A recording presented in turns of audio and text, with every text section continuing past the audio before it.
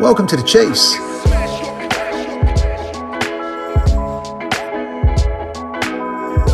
The Chiefs is a White Arc podcast aimed at specifically giving you an insight into what makes great leaders and entrepreneurs in a variety of organisations tick. We call them Chiefs.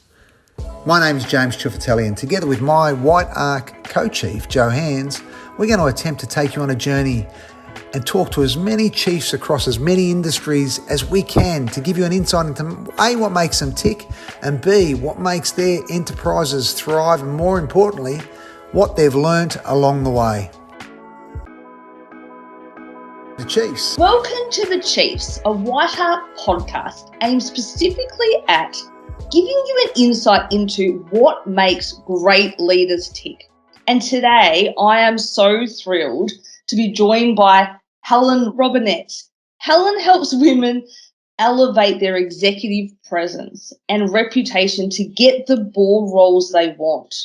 Helen runs her own consultancy for over 18 years, working with corporate executives, politicians, and media personalities, as well as emerging leaders across multiple disciplines. I can't wait to hear her leadership stories and some pearls of wisdom for all of us listening today. So I'm just going to get the ball rolling, Helen, and we'll jump into the questions. So you and I had a little bit of a chat earlier, but would you be able to tell our listeners what your personal theme is for 2021? Oh, yes. Okay. So I don't do goals. That's all too hard for me. I have a couple of words that I roll with, Joe. So this year, actually last year, I should give you last year's because that's a good one. Last year's was courage and discipline. Yeah. And that was about creating the new program that I created. So I needed the courage and the discipline to do that. This year, my focus is on being non-reactive, and the other word is education. So I'm really wanting to learn. I've got a very curious mind, Joe, and I want to learn about how the brain works with regard to psychology and communication. You know, I'm curious about that. So there's some stuff there I want to learn. So education, I'm open to being educated. That's it. And non-reactive, which is a big one for me. So far, I'm not going very well with that one, Joe. Oh, so is non-reactive in your mind different to discipline? Like last year was discipline, and I can see they're a bit different, but are they similar in terms of theme? No, totally different. So where are you finding the challenge in being non-reactive and having that as your theme? Where's the challenge coming?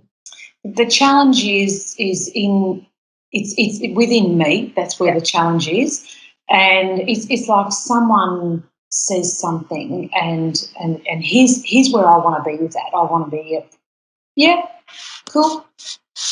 That's your opinion. No problem. That's how I want to be. And depending on where I'm at, I can be like, what the hell? Like I find at times I go into a space of reaction. You know, like I'll see something on the news and I'm just like, wow, reacting. Right. And it's not where I want to be. You know, like I want to be in that. Yeah, cool. Okay, that just happened. That's cool. You know, I just want to be able to be calmer. Yeah. And in the processing. To think through how to improve that is a lot of it about internal conversation with yourself about, you know, because it's just retraining yourself on how you respond, right? Is it just having an inner dialogue with yourself and keeping yourself calm? I think it's more about my state of being on a daily basis, and it comes down to what are the daily practices I have to be in a state where I'm calm. Who am I spending my time with? Am I around people that I'm being reacted by? Am I getting enough sleep?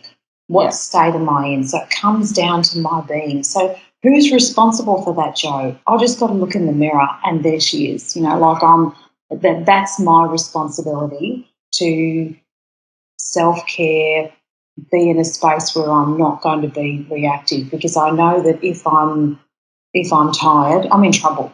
Yeah. I'm in trouble. I'll just react. Yeah, I think everyone does. Yeah, you know, like I was doing live radio this morning, and only found out early this week that I was going to be part of that. And yesterday I noticed the anxiety coming up, and I was nervous. I was really nervous. So in that space, I was quite reactive with my husband. And then I went, oh, what's going on here? And I said to him, you know, honey, I'm actually really nervous.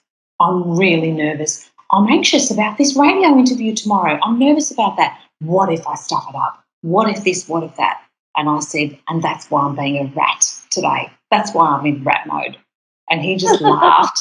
And then I laughed, you know, because one of my great strengths is my humour. I'll find fun and humour in any situation. So I was able to bring that, and he was laughing, and then I was too. And he said, "It's actually you're going to be okay." And I went, "Yeah, I am. I know. I'm going to be okay. I'm going to be okay. Like, I'm actually not going to die. The world won't blow up because Helen's on radio." But, you know, the internal nonsense that goes on inside my head. So it's about my state of being, and I'm very present to that. And it's, look, Jo, it's daily work. Oh, exactly. Everyone's always building, and there's always improvement to be had. But I think it's being able to reflect and say what's working, what's not working. Tomorrow's another day, and it's just that continual piece. And I think your comment before around education and learning, right? I mean, everyone, doesn't matter what position you're in, what company, whatever you're doing in your life, actually thinking about learning and developing and challenging yourself, right? It's kind of vital just to even just keep you really thinking ahead. And so how do you get that nourishment from an education perspective, right? Like, where do you get it from? I'm a member of a cohort of leadership coaches, and I get weekly nourishment and education there. I have my own coach. I've always got my own coach. I actually believe, and I say to my clients, don't hire a coach who doesn't have their own coach, because they're not walking their talk. So I get that nourishment there. It comes within my marriage as well. It comes from my Welsh Terrier. It comes from my daughter, from my family and friends. I find it deeply in Mother Nature. Yeah. There's a lot there for me, and sometimes it's stuff that I'm reading, a yoga practice as well. You know, there's lots of different places that I can get it. Yeah, and the news is not a place I go, Jo. No. It's just definitely not positive, is it? well, I don't know that there's anything worthwhile there. And the way I survived COVID last year was to just stay right away from the news. Yeah. And but somehow people would tell me how many cases there were a day and what the regulations were in Melbourne. Somehow I just found out about that, but it wasn't through me watching the news. No.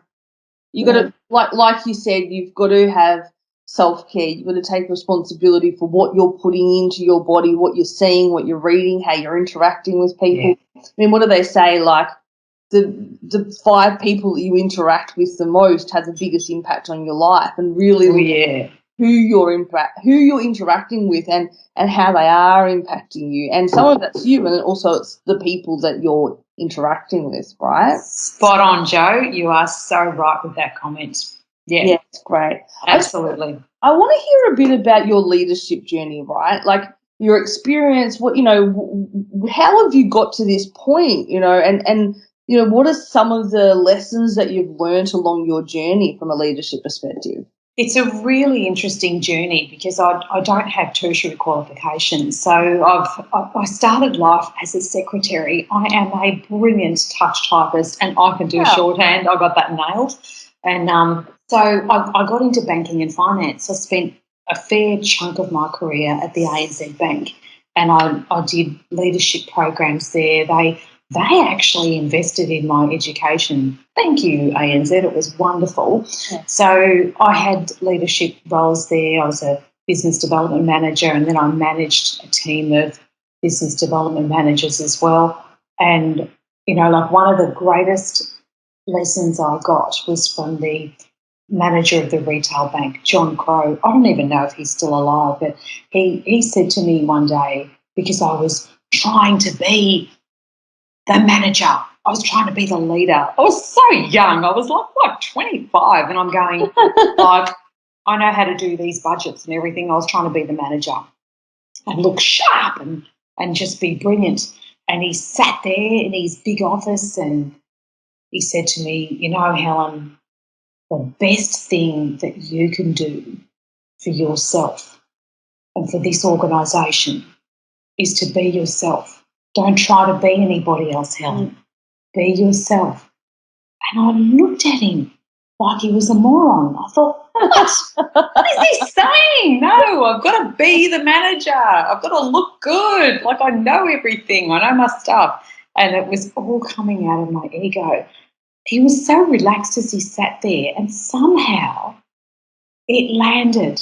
It landed. So at a very young age, and he said to me, you know, you're like water. You find your level. And because I was able to relate so well to the bank tellers and the managers and the state manager, and it didn't matter what level, I found a way to connect with them. He said, you're like water, Helen, you find your level. Just be yourself. And it was the most powerful thing that anyone said to me. You know, I just found that really interesting. Yeah, so then I was working in a trustee company, and I left there to get married for the second time and start a business in professional image and styling. Because I was working with this guy in this trustee company, and he was just constantly overlooked for promotion. And I said, yeah, you know why? I said, because your eyebrows are growing down over here. I said, you've never got your tie on properly, you know, and you've got a bit of success around the middle. I said, you know, you've got some work to do. And we were great mates. And he said, oh, yeah? Oh, well. And I said, I reckon there'll be someone out there who can help you. And he said, oh, yeah, go right ahead. So I just checked out, looked in the phone book, and I found this image organisation. I went, there you go, they can help my mate. So I rang this guy and I said to him, I said, so here's what's going on. You can help my friend. And he said, no, look, how about you sign up and do the 12-month course, and then you can help your friend. I said, there's no way I'm spending that amount of money to do that. Guess what I did, Joe? Helen signs up and does the course. So I'm always up for learning something. So I did the program, and I was just fascinated by, isn't it interesting how really smart people get overlooked for promotion? I found that quite fascinating. And so, you know, like, I discovered a whole world around image and branding and empowering people, and I love that space. So, you know, so I actually did some work with him, and he shifted how he started to view himself, because I said, you can be my guinea pig. And he, you know, and his whole perception towards himself changed. He left that organisation and went to work overseas, earning 4 times the amount of money. Wow. You know, like, go figure. He had never married. He married this gorgeous lady, and, you know, like it just creates a shift. And I went, oh my stars, there's something here. There's actually something here. So yeah, so off I went and did that, and I learned really, really quickly around the power of connection. You know, like, these have been great lessons in leadership for me, connecting with people, having boundaries, learning to set boundaries with people has been another powerful lesson for me. Collaborating with people, you know, like working at that level instead of I'm the guru and I'm in charge, you know. And actually one of my clients who just finished one of the boot camps said to me, you know what's been great about this, Helen? I've never felt that you've lorded it over us. You've come on the journey with us, and that's been powerful for me. And I went, right, that's in that space of collaborating, I think, you know, and connecting and coming from that space of in leadership, how do I serve? How can I serve you? That's always been really important for me. And the other great lesson I've learned in leadership is I learned how to identify the narcissist There's a lot of them. I know, it's not funny. I shouldn't be laughing, but I learned how to identify them and how to manage that. Yeah. You know, and I think that's really powerful because, and I hear this over and over again with my clients. I'm working with a narcissist. Yeah. Or I'm married to one. I've got a friend who's a narcissist. There, you know, and so these are conversations we have. And it's hard to know how to manage them, right? I think you and I were chatting earlier about, the best way to take out their oxygen is just to actually stop the communication, right? It's the only way, Jo. Control, Alt, Delete. You know how that resets your whole computer? Yeah. Control, Alt, Delete, shuts it down. That's what you do with a narcissist. Control, Alt, Delete. Yeah. Out. Over and out, baby. You know, nothing to see here. Off you go. No, it's interesting. I mean, one of the things that you said around collaboration, right, and connection, I think your comment around that collaboration piece and the example in the latest boot camp, right, I think making people feel comfortable, because it comes back to that conversation that you had early when you were young at 25 at ANZ around be yourself, be authentic, right? And maybe being authentic gets easier as you get older because maybe you learn to like yourself, right? More than when you're younger. But what's your advice to people around being authentic? I think it takes some self-awareness to get to know who you are, like being aware of yourself. And, one of my colleagues used to say to me, "Oh, Helen, you're so funny." And I was offended by that. Oh. I thought, what does she mean? That's not funny. And I was unaware of my own humour. I just didn't have the awareness of that. And I felt like she was laughing at me instead of with me. Yeah.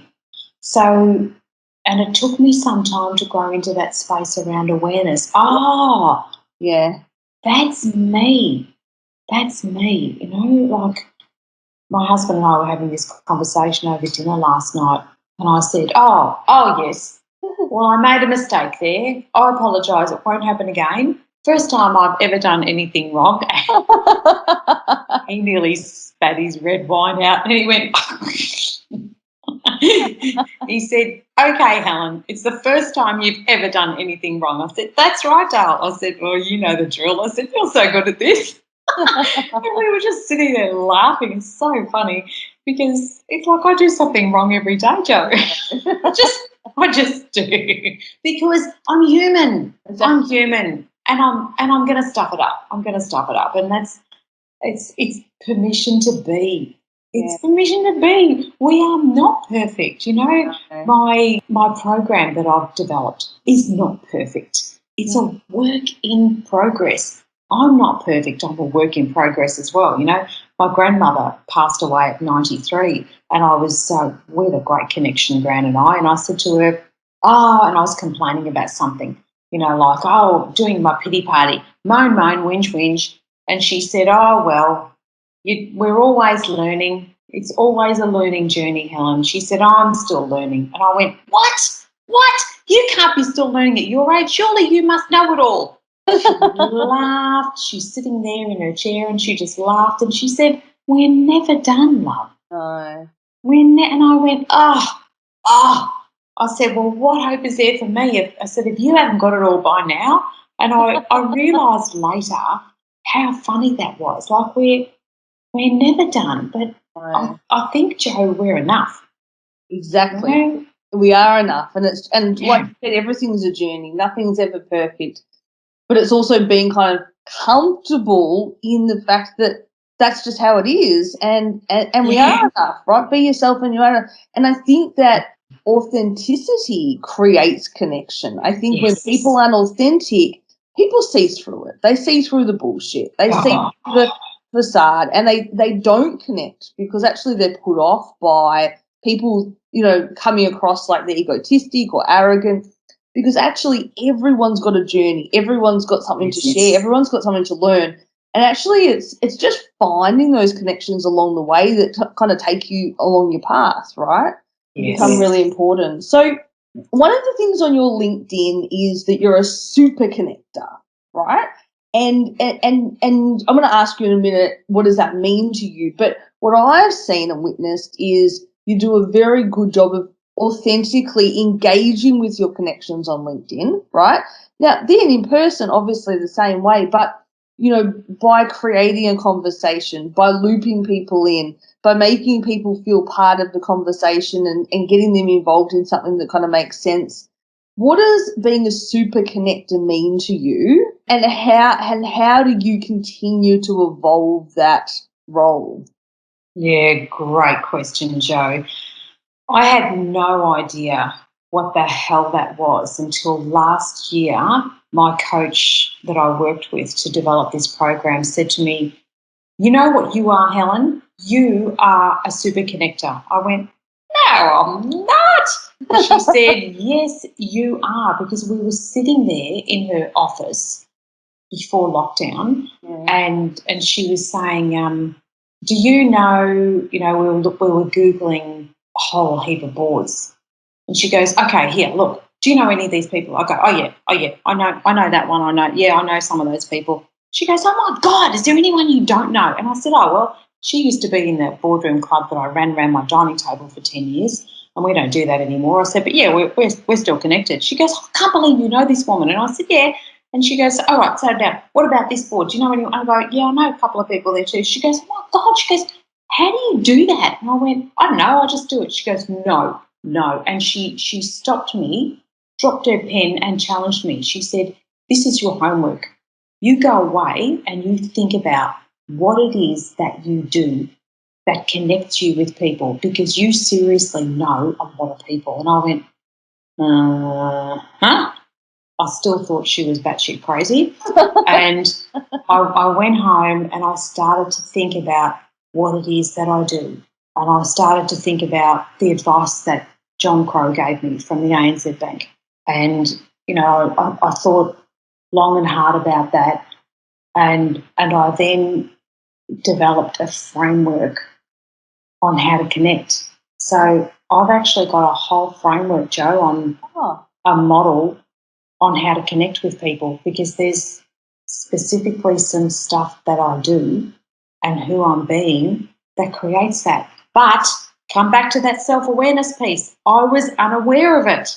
And I just went, no, I just do that. She said, "No, you do not just do that." She said, "You actually have a process. Now break it down." So she was part of the work that I did last year, to be disciplined, to stop, think, and break things down. And from that, I created this 9-part framework to help women to get a seat on a board. And one of them is how to be a super connector. You know, that's what it is. And I don't even use Sales Navigator. Everyone I know on LinkedIn. I don't even know what it is. Yeah, well, it's a tool that you could use to connect with your market. Apparently, I don't use it. I don't use it. I don't need to. Every day I'm connecting with new people, and it's through being authentically who I am. And I just got to unpack how I do that. So I don't follow my own framework, Joe. I'm just being myself. But in my program, I teach people how to do it. Yeah. And they go, I go, yeah, that's it. That is it. And I break down looking at your circle of influence. Who are the key people that you hang with? What's your existing circle of influence look like? Yeah. Are they helping you to get where you need to go? Oh, no, we need to do a little Control-Alt-Delete there. And that's challenging for them. And then I say, now let's create a new circle of influence. Who are the people that you need to be connected with in order to get where you need to go? Is there a values alignment? Because I can tell you, I don't have any friends that I'm not values aligned with. Plenty of family members, Joe, that I'm not values aligned with, but I can't choose them. And I don't take holidays where there's not a values alignment. Everything I do is values based. The food I eat, everything, it all comes down to a values alignment and fit. So I don't work with clients who are not a values alignment. I've got a finely tuned voltage detector, and I'm highly intuitive, and I can read people. So I'm very particular about these days, and I'm refining that on a daily basis. I'm a very different person now to what I was 12 months ago. Yeah. Everything changes. Everything changes. Life happens, we get to respond or react to that, and everything shifts and changes. And, you know, another really wise person in my life said to me one day, you know, Helen, you're either green and growing or ripe and rotting. What do you want to be? And I went, I don't want to be ripe and rotting. Like ripe is, I'm done. I know everything. I'm in the zone, baby. And green and growing is, oh, I'm curious. I want to know more about that. Tell me more. And it's a very different space to be in. Yeah, I love that. I love that green and growing, and the kind of polar opposites of you picking your own destiny, right? And which way do you actually want to go? That whole circle of influence and being strategic about how you think about that rather than just letting things take you in a certain direction, right? Yes. And especially, I think, you know, being strategic about how you think about your network, how you think about your influence. I think the other point that you raised around values is really interesting. I think that as you become authentic, as people are more authentic and they become more comfortable in their own skin and who they are, that being really comfortable about what your values are and being really actually kind of put off when you actually work with someone and you speak with someone who really does it, and it becomes very clear very quickly and it kind of grates, right? And life's too short. There's only a certain number of hours in every single day. There's only so many days, and you've got to make them count. And you don't want to work with people or deal with people that aren't going to bring out the best in you. So what are the secrets of success in work and life? What do you think are the secrets to success in work and life for you? Like, you know, what's worked for you to get that work-life balance and get your happiness factor? Yeah. So I don't do work-life balance, Joe. I come more from a space of integration.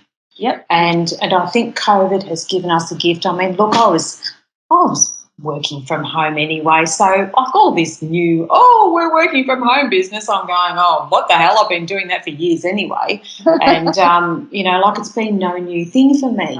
But I like to integrate and make it part of my life because I'm really fortunate that I do work that I love and enjoy. You know, I remember when my dad was dying, I said, have you got any regrets? He said, no. He said, I married the woman I wanted to marry. I had 2 great kids, 3 great grandchildren. And he said, and I did work that I was good at and enjoyed.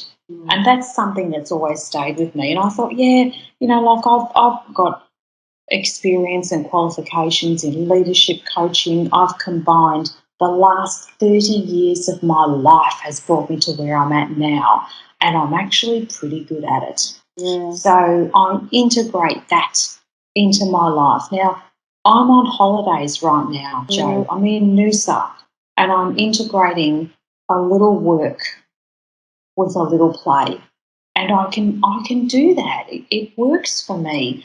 And I'm very conscious of making sure that I self-care and look after myself. I've got an autoimmune condition, so it's not an option for me to work flat out, batshit crazy all the time. I can't do that because that will just send me crashing and into a spiral. So again, I'm responsible for that. So I don't drink alcohol. No. I don't eat junk. I know some people do. Good luck to you. That's okay. Whatever floats your boat.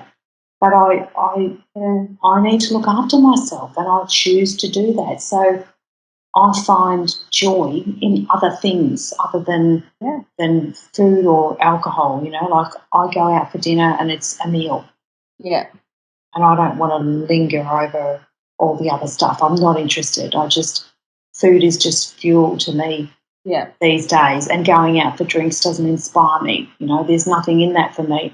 But I find great joy in having deep connection and deep conversations. I'm in a book club that I have rich conversations with. I've posted about this stuff on LinkedIn today. You can just go and have a look at it, There's things there for me where there's balance, like I'll do some work. I might have a couple of clients, and then I'll head out into my garden and there's no grass out there. It's pebbles. And, of course, the weeds grow in the pebbles. Yeah. And I'll spend 10 minutes picking the weeds. So I don't use weed spray, and I find that meditational. And then I'll go back and play with the dog, and then I'll do another piece of work. So I integrate it so that by the end of the day, I'm still feeling good. It still works for me. So that's been my recipe. I do some yoga. I do resistance training. I'm up at 5:15 every morning, not while I'm on holidays, of course, but a normal work day for me is 5:15. I wake up, we meditate together. Andrew and I do a meditation, and then we head off and we do a class with weights, resistance training, and then come back and walk this naughty Welsh Terrier that we've got, have breakfast. He goes off to work and I get into my work. Yeah. And, that's the routine. That's the routine. We eat together of an evening and we walk the dog. Again, I might tune into an online yoga. I don't watch the news. I'm not interested. No. I love a little Netflix. I do love that. I love that. And I love reading a good book. There's lots of different things I love to read, and I love being in conversation with interesting people, So I just integrate it like that, and it's my recipe, it's my map, and it works for me. And I say to my clients, find your groove. This is what works for me. You find what works for you, and there'll be something, and then work it like it's automaticity. It's like brushing your teeth. It just happens. It just happens. I don't get a choice to roll out of bed in the morning and go, I don't want to do it. I don't want to go. I just go. Yeah. I don't think about it. I just go, because I know that my body functions better and my mind functions better when I'm in some physical movement. I've done the research on myself and I've figured what works. So I'm choosing what works, even if I don't want to. I don't want to do it, but I choose it. And that's what I do. It's really interesting, right? Because you hear lots of different things, and I tend to agree with you, Helen. I think everyone's got to find the thing that works for them. I like the concept of integration. I think that actually people need to find a way that it works for them. It doesn't have to be perfect. It's not going to be your way. It's going to be their way. But what is that way? But some of the issue, right, comes down to people are in jobs that they're not happy with. It doesn't matter if you call it integration, work life. It doesn't matter what you call it. If you're in a place where you're miserable, that you're not contributing, that you're not getting fulfillment out of, you're going to be miserable regardless if you're working 5 hours a day, 2 hours a day, or 15 hours a day, right? Yes. And so having that authentic conversation with yourself to be honest and realistic about why are you struggling? Is it because you're not managing the balance, or is it actually because you're in the wrong place, right, doing the wrong thing? And that's bold. That's taking a bold step, right? Absolutely, And if you're not happy there, if it's not right for you, get out.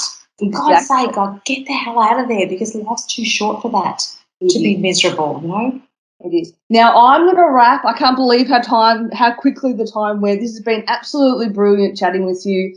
Some of my big takeaways were around the non-reactive and the education learning, right? One of the big things I took away was that be yourself, be authentic, right? Lean into who you are. We're all on a journey. None of us are perfect, but how are you taking control of your journey, right? How are you taking control of your circle of influence, your happiness, your well-being? You talked, Helen, about looking in the mirror and saying, actually, that's on me, right? How am I going to be better at what I'm going to do, right?